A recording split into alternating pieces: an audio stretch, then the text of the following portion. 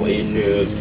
She would go and buy food, and this is something that still happens until right now. She still goes and buy food for the people from here. There's somebody that just had a really bad problem with gangrene, like really, really bad, and Meme was trying to raise some money for him to go to the doctor and all that stuff. Her sister? That's Meme's sister right there. Her name is Egypt. And this also talks about like how like Meme, I was like 3 years ago, a group came and we the first thing we did, we wanted to do something for Meme, so we started building that house. It's kind of like a half of this whole house, half, that's what we did. And Todd came and a lot of people came and we built that house for Meme.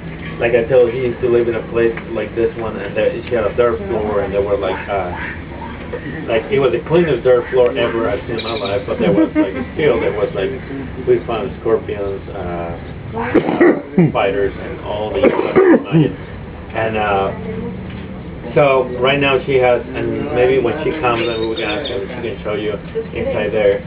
And after that, like Meme has been still like just ministering to these people, and she doesn't really want to take the credit for anything. So it's just like some time ago, like we started talking to Meme about like what she was doing. So we start bringing groups, and we will start bringing groups and just pass out a meal or pass out food supplies and stuff like that to people here.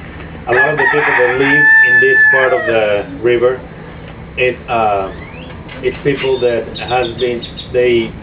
usually something happens a lot in Mexico that they move from small cities from the countryside to like Monterrey, where there's a lot of work and better paid jobs and more services. But what happens is that the cost of living here in Mexico is way more expensive. I mean, it's more expensive than what people think. And Monterrey is really more expensive. It's probably more expensive even than McAllen, Texas, where you guys are living. It's more expensive here than it is in Texas. So McAllen, probably just McAllen, or probably another little towns. But so you can see people don't make as much money as the people that make in McAllen. So what happened is they do find a job, but they don't find a place to live. So what they start doing is they start making these settlements. You guys call them squatters, villages. Usually they put themselves on the edges of the river, and the reason is because the edges of the river belongs to the government. Like 60 meters, one side, 60 meters the other side of the river belongs to the government. So the government has to deal with them if they want to relocate them. So that brings another issue. The government when there's a lot of people, there's a lot of like involved that you make places for them to live, which they are doing it, and they're trying to relocate the people.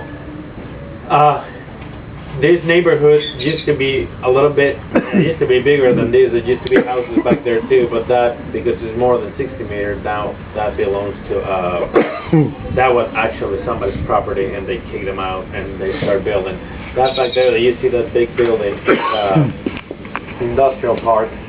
There's like a soda company, it's a local soda company, and there's a lot of issues with that because all the waste that they have, they're dropping it back here through this canal, and they're dropping it to the river back there, they use some of that water for washing their clothes and all that stuff, but this and I'm telling you that because you might start smelling at some point of the day when they start putting their waste, to start smelling really strong. And they have called the authorities, but you know, it's always a bureaucratic time that you have process that you have to go, blah, blah, blah.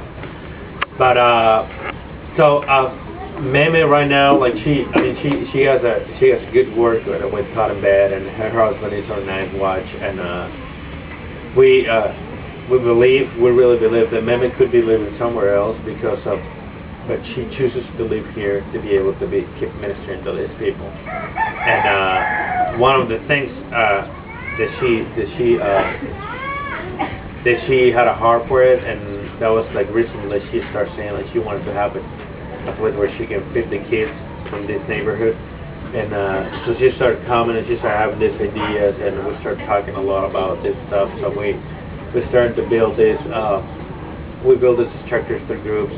And the idea is the Meme would have a soup kitchen every Saturday, and at the same time be able to keep ministering to the women. And one of the things that has been I don't think the hardest thing, but just to convince Meme that she is the one.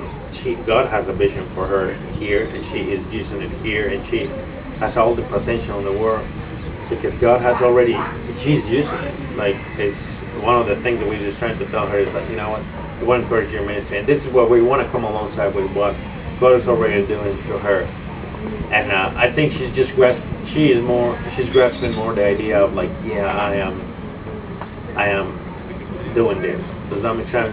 So, but she's a great person. She's an awesome lady, and she's gonna join us. She's coming back a little bit later, and today what we're gonna be doing is I don't know if I missed anything. Well, let me tell you just one more thing.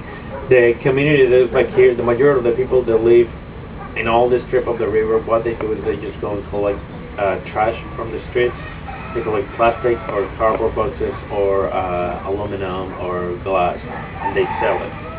One of the biggest things right here is hygiene. It's like there's like the guy with the problem with the gangrene was because he got a cut and he didn't shower. Like there's a lot of that.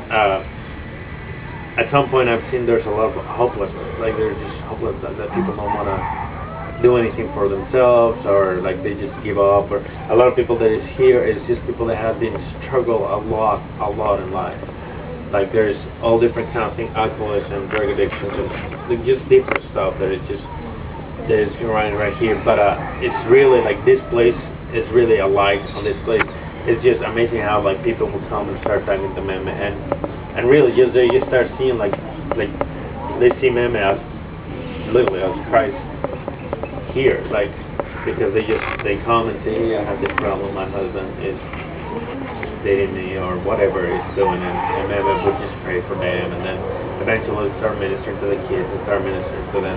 Like Meme is one of the persons that I know that knows more about the word, like. And she doesn't really take like, oh, look at me, I know a lot. She quoted the scripture just like back and forth without knowing that she's doing it. Does that make sense? Yeah. And every time that you ask her, like she would say like, I don't know a lot about the scripture, and I'm like, what? Because she's just like that. But she's just really humble.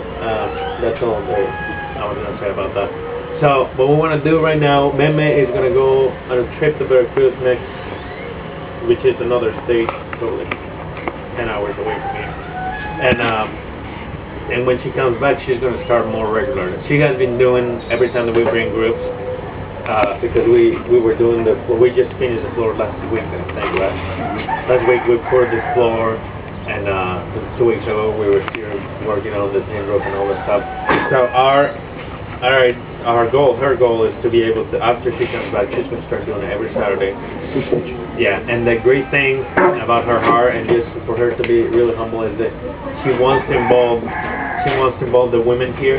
She has been encouraging them the women that already received Christ and they want to work. She wants to include them in the work, but she also wants to be open to local churches to help her. So our church, where you guys put some more about that?